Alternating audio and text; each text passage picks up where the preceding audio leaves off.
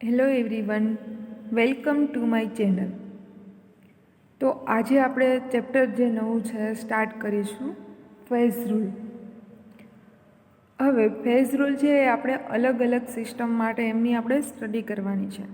આમ જોઈએ તો આપણી પાસે કોઈ બી કમ્પાઉન્ડ છે એમના કેટલા ફેઝ હશે એ આપણે જોશું. અને ફેઝ રૂલ છે એ કઈ સિસ્ટમ ઉપર એપ્લાય કરી શકાય, તો કે ઇક્વિલિબ્રિયમ સિસ્ટમ હશે એમના ઉપર આપણે ફેઝ રૂલ છે એ એપ્લાય કરીશું. હવે આપણે ખબર છે કે ઇક્વિલિબ્રિયમ છે એ કોને કહેવાય, ક્યારે ઇક્વિલિબ્રિયમ છે એ ઓબ્ટેઇન થાય, આ વસ્તુની એનાથી તમે જાણશો. તો ઇન્ટ્રોડક્શનમાં જોઈએ તો કે phase rule is an important generalisation which predict qualitatively the effect of changing pressure, temperature and concentration on heterogeneous equilibrium system by means of diagram. એટલે કે આપણે અલગ અલગ સિસ્ટમ છે એમની માટે એમના ડાયાગ્રામ ડ્રો કરીશું, અને એ બી એમની ઇક્વિલિબ્રિયમ સિસ્ટમ માટે. મેઇન શું છે તો કે પ્રેશર છે, ટેમ્પરેચર છે, કોન્સન્ટ્રેશન છે, આ બધા પેરામીટર છે એનો ક્વોલિટેટિવ જે ચેન્જ થતો હશે એ ચેન્જ છે એને પ્રેડિક્ટ કરવા માટે ફેઝ રૂલ છે ઇમ્પોર્ટન્ટ છે. અને કેવી સિસ્ટમ માટે, તો કે હિટ્રોજીનિયસ ઇક્વિલિબ્રિયમ સિસ્ટમ માટે. તો આપણે ખબર છે હિટ્રોજીનિયસ સિસ્ટમ છે એ કોને કહેશું, તો કે બે અલગ અલગ ફેઝ છે એનાથી જે બનેલી સિસ્ટમ હશે એમને કહેશું આપણે હિટ્રોજીનિયસ સિસ્ટમ. એટલે કે જે સિસ્ટમ છે એમાં ઇક્વિલિબ્રિયમ સ્થપાયેલું છે ઓલરેડી, અને એમાં ટેમ્પરેચર, પ્રેશર અને કોન્સન્ટ્રેશનનો ચેન્જ છે એ આપણે કઈ રીતે એનો આઈડેન્ટિફાઈ કરવો, તો એ આપણે ફેઝ રૂલ બતાવશે. એ ડાયાગ્રામ ઉપરથી આપણે સમજીશું. J. Willard Gibbs provide a general relationship between the number of phase, the number of component, એમને કહેશું C, and the number of degree of freedom F, which must be specified in order to characteristic a system. કે જે Willard Gibbs છે એમણે એ relation provide કર્યું છે phase rule માટેનું. એમાં રિલેશન છે એમાં કયા કયા પેરામીટર આવશે, તો કે એક છે નંબર ઓફ ફેઝ, જેને આપણે કહીશું કેપિટલ P. બીજું છે number of component C and degree of freedom F. આ ત્રણેય વચ્ચેનો રિલેશનશિપ છે એ જે વિલાર્ડ ગિબ્સે પ્રોવાઈડ કરેલો છે, અને એમના ઉપરથી આપને એ સિસ્ટમ કઈ છે એ ખબર પડશે. અને આ જે રિલેશનશિપ છે એમને શું કહેશું, ફેઝ રૂલ. ઓકે,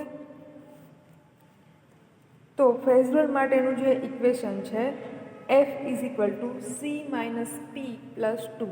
આ ઇક્વેશન છે જે કોણે આપેલું છે, તો કે જે વિલાર્ડ ગિબ્સ નામનો સાયન્ટિસ્ટ છે એમણે આ રિલેશનશિપ છે આપેલું છે. અને આ રિલેશન છે એમને શું કહેશું, આપણે એને જો ડેફિનેશનમાં લખીએ અને એમને કહેવાય ફેઝ રૂલ.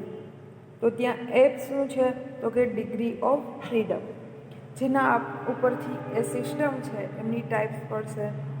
C એટલે કે નંબર ઓફ કમ્પોનેન્ટ, હવે સિસ્ટમ છે એમાં કેટલા કમ્પોનેન્ટ છે એમને કાઉન્ટ કરશું, એના ઉપરથી ખબર પડશે નંબર ઓફ કમ્પોનેન્ટ. અને ફેઝ એટલે કે આપણે કહેશું P, નંબર ઓફ ફેઝ. હવે જો એ ઇક્વેશન છે એને આપણે અલગ રીતે બતાવીએ તો F plus P is equal to C plus 2. The rules apply only when an equilibrium has been attained. તો આગળ જ આપણે કીધું કે આ સિસ્ટમ કેવી સિસ્ટમ હોવી જોઈએ, તો કે ઇક્વિલિબ્રિયમ છે એ એટેન થયેલું હોવું જોઈએ એ સિસ્ટમને. ઓકે, તો આ ફેઝ રૂલ છે એમનું રિલેશનશિપ આપેલું છે જે વિલાર્ડે આપેલું છે, જે ખાસ ઇમ્પોર્ટન્ટ છે.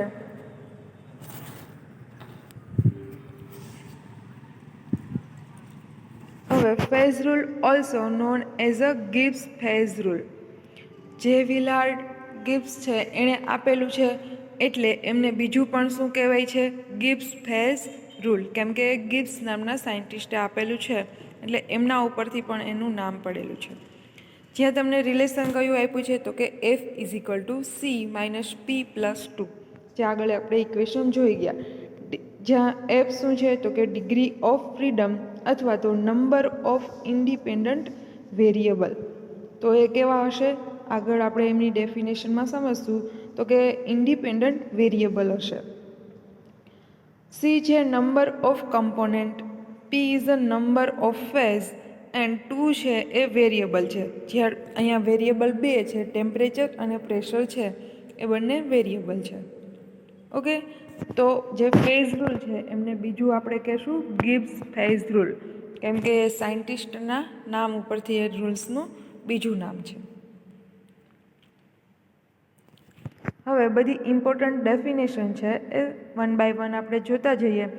તો ફર્સ્ટ કીધું કે ફેઝ. તો ફેઝ કોને કહેશું? A heterogeneous system consist of 2 or more homogeneous part separated from each other by distinct boundary. તો પહેલાં તો જોઈએ કે હિટ્રોજીનિયસ સિસ્ટમ. તો આપણે ખબર છે હિટ્રોજીનિયસ એટલે કે બે અલગ અલગ ફેઝ છે, એમને સેપરેટ કરતો પાર્ટ છે. These homogeneous, physically distinct and mechanically separate part of heterogeneous system termed as a phase. Okay, તો ફેઝ કોને કીધું? તો કે હિટ્રોજીનિયસ સિસ્ટમ છે એ બે અથવા વધારે હોમોજીનિયસ પાર્ટથી બનેલી હોય છે અને એ એકાબીજાથી એક ડિસ્ટિંક્ટ બાઉન્ડ્રીથી એ અલગ પડતી હોય છે. હવે these homogeneous, physically distinct and mechanically separate part of heterogeneous system. તો જે હોમોજીનિયસ સિસ્ટમથી જે હોમોજીનિયસ છે સિસ્ટમ અથવા તો હોમોજીનિયસ પાર્ટ જે છે એક કરતાં વધારે હોમોજીનિયસ પાર્ટ હોય, બરાબર, એ એકાબીજાથી સેપરેટ થયેલી હોય અને એનાથી આખી હિટ્રોજીનિયસ સિસ્ટમ છે એ બનશે. માની લો કે કોઈ કમ્પાઉન્ડ છે, 2 થી 3 કમ્પાઉન્ડ આપણે લઈ લઈએ. માની લો કે 2 કમ્પાઉન્ડ છે આપણી પાસે લિક્વિડ. હવે લિક્વિડ બંને છે એનો ફેઝ સેમ છે, એટલે આપણે શું કહીએ તો કે હોમોજીનિયસ. હવે એકાબીજાથી સેપરેટ તો હશે જ, કેમ કે બંને અલગ અલગ કમ્પાઉન્ડ છે એટલા માટે. તો એ બંને શેનાથી સેપરેટ હશે? તો કે એક બાઉન્ડ્રીથી. અને એ જે હોમોજીનિયસ છે મિક્સચર, એ ફિઝિકલી અલગ થતા હોય પણ મિકેનિકલી કેવા હશે? સેપરેટ પાર્ટ હશે. અને એ જે હિટ્રોજીનિયસ સિસ્ટમ બનશે, આમને શું કહેશું આપણે? Phase. Phase is a distinct part of this system which is chemically and physically uniform. તો ફેઝને શું કહેશું? તો કે એ ડિસ્ટિંક્ટ પાર્ટ છે અને કેમિકલી અને ફિઝિકલી આપણે એને યુનિફોર્મ ગણવામાં આવશે. કેમ કે આપણે જો કેમિકલી આપણે એને વિચારીએ, કોઈ બી લિક્વિડ છે તો આપણે એમને શું વિચારશું? તો કે એ કેમિકલી કેવા છે? તો કે એક જ છે કે લિક્વિડ ફેઝમાં આવે છે અને દેખાતી રીતે કેવા હશે? તો કે યુનિફોર્મ હશે. તો આપણે એને ફિઝિકલી યુનિફોર્મ કહેશું and chemically. It is a possible to separate from other part of the system. હવે એ બંને લિક્વિડ છે ભલે, બટ આપણે એમને સેપરેટ કરી શકીએ. Bounded by defined surface in the dynamic equilibrium with other phase. Okay, it is possible to separate from other part of the system bounded by definite surface in the dynamic equilibrium with other phase. એટલે જે system છે એ dynamic ઇક્વિલિબ્રિયમમાં હશે બીજા phase સાથે. For example, a system containing a pure water in equilibrium with it's vapour constitute a represent a two phase. હવે એક એક્ઝામ્પલથી આપણે વિચારીએ કે કોઈ એક વોટરની સિસ્ટમ છે જે એમની વેપર સાથે ઇક્વિલિબ્રિયમમાં છે. તો ટોટલ એમના ફેઝ કેટલા થશે? તો કે એક લિક્વિડ ફેઝ અને એક vapour phase. A solution of alcohol in water is a one phase. Okay, તો વોટર અને આલ્કોહોલ છે ભલે હિટ્રોજીનિયસ બંને અલગ અલગ છે, બટ એનું આખું જે યુનિફોર્મ મિક્સચર થશે તો આપણે એને હોમોજીનિયસ કહેશું, કેમ કે બંને લિક્વિડમાં છે. તો આ ફેઝ કેવો ગણાશે? One phase. An immiscible mixture of carbon tetrachloride and water represent a two phase. હવે ભલે કમ્પોનન્ટ વધારે છે, એક કરતાં વધારે કમ્પાઉન્ડ છે, કમ્પોનન્ટ છે એ વધારે છે, જો એ મિક્સચર થઈ જતા હોય એકબીજામાં, કમ્પ્લીટલી મિક્સચેબલ થઈ જતા હશે તો એમને શું કહેશું આપણે? One phase. તો એવી રીતે કાર્બન ટેટ્રાક્લોરાઇડ જે વોટરમાં ડિઝોલ્વ નથી થતો, તો ટોટલ કેટલા ફેઝ ગણીશું આપણે એમને? 2. હવે કમ્પોનન્ટ કોને કહેશું? A component of a system is defined as a independent variable constituted by means of which the composition of each phase participating in state of equilibrium can be determined. The number of components C is the number of chemically independent constituent of the system. હવે જે આખી system છે એમાં આપણે component કઈ રીતે determine કરવા? તો આખી સિસ્ટમ છે એ અલગ અલગ ફેઝના પાર્ટથી બનેલી હશે, એને આપણે કાઉન્ટ કરશું. એ જે નંબર છે એમને કહેશું આપણે કમ્પોનન્ટ. અને એ જે કમ્પોનન્ટ છે એ એકાબીજાથી, આખી જે સિસ્ટમ બની હશે બધા અલગ અલગ પાર્ટથી, એ બધા પાર્ટ છે એકાબીજાથી ઇન્ડિપેન્ડન્ટ હોય છે કેમિકલી. ઓકે, તો એમને કહેશું આપણે કમ્પોનન્ટ. એક્ઝામ્પલ જોઈએ. કેલ્શિયમ કાર્બોનેટ છે એમનું આપણે જો ફ્રેગમેન્ટ કરીએ તો શું બનશે? કેલ્શિયમ ઓક્સાઇડ અને CO2. જ્યાં કેલ્શિયમ કાર્બોનેટ શું હતું? તો કે એ સોલિડ ફોર્મમાં હતું, તો એમાંથી કન્વર્ટ શેમાં થશે? તો કે એક સોલિડ કેલ્શિયમનો ઓક્સાઇડ અને carbon dioxide gas. This is a heterogeneous system, કેમ કે અહીંયા બંને ફેઝ કેવા છે? અલગ અલગ છે. વેર 2 solid and 1 gas phase exist at a equilibrium. તો અહીંયા ઇક્વિલિબ્રિયમ તપાસે જ્યારે એમનું કમ્પ્લીટ એ શું થઈ જશે? એમનું ફ્રેગમેન્ટેશન. તો એ બધા વચ્ચે શું હશે? તો કે ઇક્વિલિબ્રિયમ. ત્યાં અહીંયા શું છે? તો કે 3 કમ્પોનન્ટ છે. ઓકે, ટોટલ કેટલા છે? આમ ટોટલ પાર્ટ જોઈએ તો 3 છે, બટ 2 સોલિડ છે અને એક ગેસ છે. તો જે સોલિડ છે એમને આપણે એક કમ્પોનન્ટ કહેશું અને ગેસ છે એને આપણે બીજો કમ્પોનન્ટ. તો ટોટલ કમ્પોનન્ટ કેટલા થશે? 2. The composition of each phase in the heterogeneous system can be represent any of 2 substance. Okay, therefore total number of component can be 2. હવે જોઈએ ડિગ્રી ઓફ ફ્રીડમ કોને કહેશું? This minimum number of independent variable such as a pressure, temperature, composition of phase એટલે કે concentration, and which must be arbitrarily fixed in order to complete exact distribution of the system are termed as a degree of freedom. Okay, તો minimum independent variable એટલે કે કયા કયા આપણે 3 કીધું હતું? ટેમ્પરેચર, પ્રેશર અને કોન્સન્ટ્રેશન. હવે એમને આપણે શું કહેશું? તો કે ડિગ્રી ઓફ ફ્રીડમ. આગળ એક્ઝામ્પલ ઉપરથી જોશું એટલે આઈડિયા આવે. Temperature, pressure and concentration are the major variable which can effect the equilibrium state of the system. એટલે કે આપણે પહેલાં જ વાત કરી કે ઇક્વિલિબ્રિયમ હશે સિસ્ટમમાં, એમાં શું થશે? તો કે આ 3 વેરિયેબલ છે એ એફેક્ટ કરશે. હવે જોઈએ 2 કમ્પોનન્ટ સિસ્ટમ એટલે કે અહીંયા કેટલા હશે કમ્પોનન્ટ? 2. તો પહેલાં જોઈએ કે મિક્સિબલ કયા કયા છે? તો કે ઇથાઇલ આલ્કોહોલ અને વોટર છે એ એકાબીજામાં મિક્સિબલ છે. ઓકે, એવી જ રીતે પાર્શિયલી મિક્સિબલ તો કે ફિનોલ એન્ડ વોટર. હવે ઇમિસિબલ કોણ છે? તો કે વોટર અને મર્ક્યુરી. તો આ બધામાં કમ્પોનન્ટ કેટલા આવે છે? તો કે 2. તો આમને કહેશું આપણે 2 કમ્પોનન્ટવાળી system. Phenol and water system તમને બતાવેલી છે. તો કે આપણે જો ફિનોલ છે એને વોટરમાં આપણે ડિઝોલ્વ કરીએ તો એમાં તમને બતાવેલું છે કે પાર્શિયલી મિક્સિબલ અને મિક્સિબલ બંનેમાં ડિફરન્સ છે કે તળિયે ફિનોલ છે એ રહી જશે. 2 ફેક્ટર અફેક્ટિંગ મિક્સિબિલિટી. એક તો concentration of phenol in water.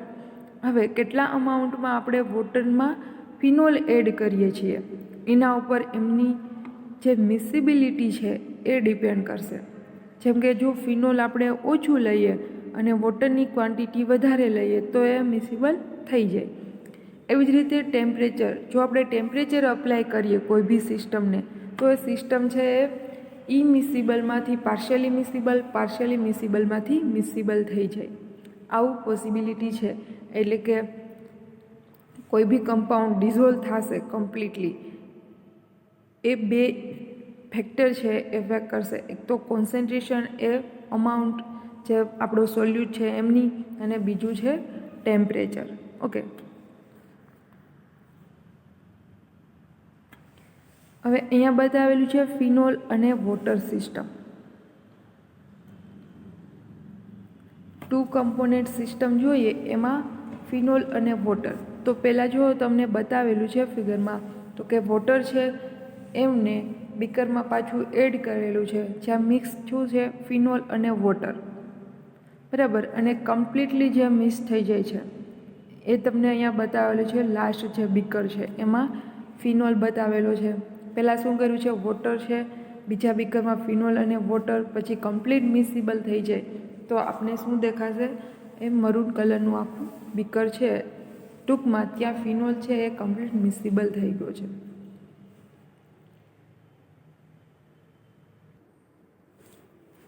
તો ફિનોલ એન્ડ વોટર સિસ્ટમ છે, એટલે કે અહીંયા આપણે ગ્રાફ ઉપરથી એને ગ્રાફિકલી રીતે ડાયાગ્રામ ઉપરથી સમજવાનું છે કે આગળ શું કીધું, તો કે ટેમ્પરેચર અને ફિનોલની જે ક્વોન્ટિટી છે વોટરમાં, જે બંને ઇફેક્ટ કરે છે.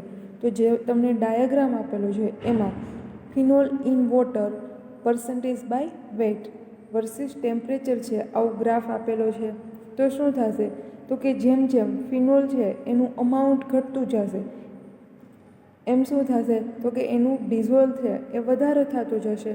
સાથે સાથે આગળ શું થશે, તો કે ઉપરની સાઈડ જઈશું આપણે, જેમ અહીંથી ગ્રાફ લઈને અહીંયા ઉપર જઈશું એમ શું થશે, તો કે અહીંયા એક પોઈન્ટ આવશે કે જ્યાં ફિનોલનું અમાઉન્ટ અને વોટર બંને છે એ સેમ થઈ જશે અને ટેમ્પરેચર છે એ મેક્સિમમ થઈ જશે. તો ત્યાં એ કમ્પ્લીટલી ડિઝોલ્વ થઈ જશે.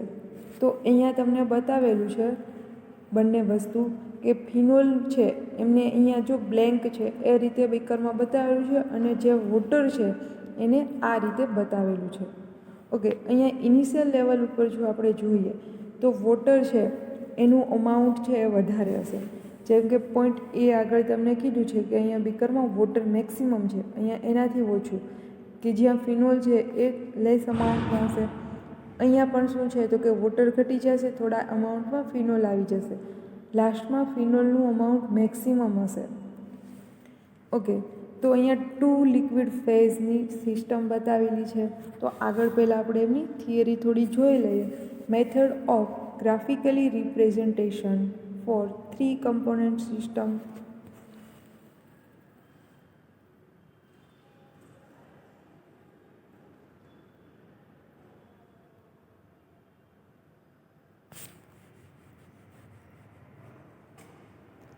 Okay, curve GHCI show limit of temperature and concentration within which 2 liquid phase exist in equilibrium. એટલે કે જે કર્વ શેપનો આવી રીતે ગ્રાફ હતો એ શું બતાવે છે, તો કે ટેમ્પરેચર અને કોન્સન્ટ્રેશનની લિમિટ છે ઇક્વિલિબ્રિયમ ટાઈમે એ બતાવશે. At 20 degree Celsius phenol is soluble in water. હવે આવું ફિક્સ છે કે 20 ડિગ્રી સેલ્સિયસ ટેમ્પરેચરે ફિનોલ વોટરમાં સોલ્યુબલ થાય. However, the phenol water mixture is immiscible and the phenol and water from separate layers. 20 degree Celsius ટેમ્પરેચરે ફિનોલ છે એ વોટરમાં સોલ્યુબલ થઈ જાય છે, પણ શું થાય છે, તેમ છતાં બી વોટર અને ફિનોલનું જે મિક્સચર છે એ કેવું રહે છે, ઇમિસિબલ. હવે ઇમિસિબલ હશે તો શું થશે, તો કે બંનેના લેયર સેપરેટ થઈ જશે. તો બંને એકબીજાથી સેપરેટ થશે. After a point see the phenol is completely soluble.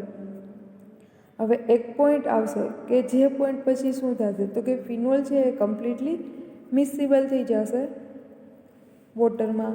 At a point A 11% phenol mix with water and point C 63% phenol mix with water. હવે જે આગળ આપણે ડાયાગ્રામ જોયો તો જ્યાં તમને બતાવેલું છે કે પોઈન્ટ બી આગળ શું છે તો કે ફિનોલ છે એ 11% છે એ ડિઝોલ્વ થઈ ગયો છે. હવે શું કીધું તો કે આગળ જેમ જાશું એમ ફિનોલ છે એ ડિઝોલ્વ થવાનું સ્ટાર્ટ થશે.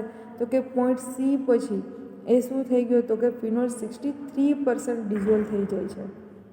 Okay, after a point C, phenol completely mixed in water and only one phase observed. તો આગળ આપણે જે સિસ્ટમ જોઈ તો કે આગળની જે ઇનિશિયલ લેવલ ઉપર બંને ફેઝ અલગ અલગ હતા કેમ કે બંને એકબીજાના મિક્સ નહોતા. પછી શું થશે તો કે સી ફેઝ ઉપર શું થશે તો કે ત્યાં કમ્પ્લીટલી મિક્સિબલ થઈ જશે 63%. પણ સી પોઈન્ટ પછી પણ શું થશે તો કે એ 100% મિક્સિબલ છે એ થઈ જશે.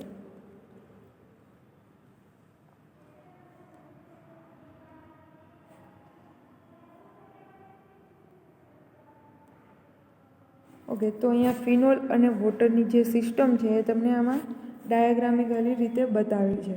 તો કે પોઈન્ટ એ છે ત્યાં શું છે તો કે 100% વોટર છે અને એમને શું કહેવાય તો કે વન ફેઝ કહેશું.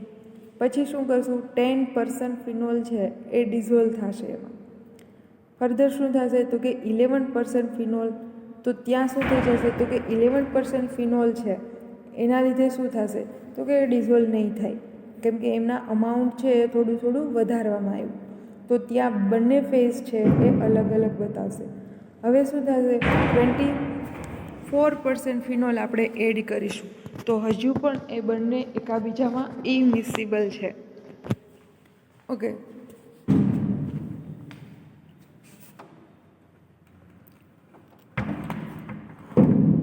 હવે જો આપણે ફિનોલનું અમાઉન્ટ છે એ વધારી દીધું 63% ફિનોલ છે આપણે ડિઝોલ્વ કર્યું તો શું થાય છે તો કે એક ફેઝ બની જશે એટલે કે વોટર છે એ ફિનોલમાં ડિઝોલ્વ થઈ જશે. Water rich phase contain water plus phenol એટલે કે 11% ફિનોલ અને વોટર. તો એ વોટર રીચ ફેઝ એટલે કે ત્યાં પાણી છે એ વધારે છે અને ફિનોલ ઓછું હશે. અને ફિનોલ રીચ ફેઝ એટલે કે ત્યાં ફિનોલ છે એ વધારે હશે અને વોટર છે એ લેસ હશે. તો કમ્પ્લીટલી એકબીજામાં મિક્સિબલ થઈ જશે અને એક ફેઝ છે એ બતાવશે. ઓકે, તો ફિનોલ એન્ડ વોટર સિસ્ટમ છે એમાં ટાઈ લાઇન. હવે ટાઈ લાઇન છે એ કોને કહેશું તો it is a parallel always parallel to the baseline in a two component system. All system prepared on tie line at a equilibrium will set into phase of constant composition known as a conjugated phase. Okay, તો tie line કોને કહેશું તો કે એ જે base line છે એટલે કે નીચેનું જે એક્સિસ છે એને પેરેલલ લાઇન હશે એમને કહેશું ટાઈ લાઇન. અને કન્જુગેટેડ ફેઝ કોને કહેશું તો કે જે ઇક્વિલિબ્રિયમ પછીથી જે ફેઝ સેટ થાય છે ઓકે એ કમ્પોઝિશન છે એમને આપણે કહેશું કન્જુગેટેડ ફેઝ. એની system represent by a point on the line BC at 50 degrees Celsius separate to give a pair of conjugated phase was composition is 11% phenol in water rich phase and 63% phenol in rich phase. એટલે અહીંયા તમને કીધું છે કે કોઈ બી system છે એને એ જે બીસી લાઇન છે એના દ્વારા દર્શાવવામાં આવે છે અને ત્યાં શું છે તો કે 50 ડિગ્રી સેલ્સિયસ જેટલું ટેમ્પરેચર છે અને બે આપણે સિસ્ટમ જોઈ બે રીચ ફેઝ એટલે કે વોટર છે ત્યાં વધારે હશે અને ફિનોલ ઓછો તો વોટર રીચ ફેઝ કહેશું. અને બીજું તો કે ત્યાં ફિનોલના પર્સન્ટેજ વધારે તો કે ફિનોલ રીચ ફેઝ.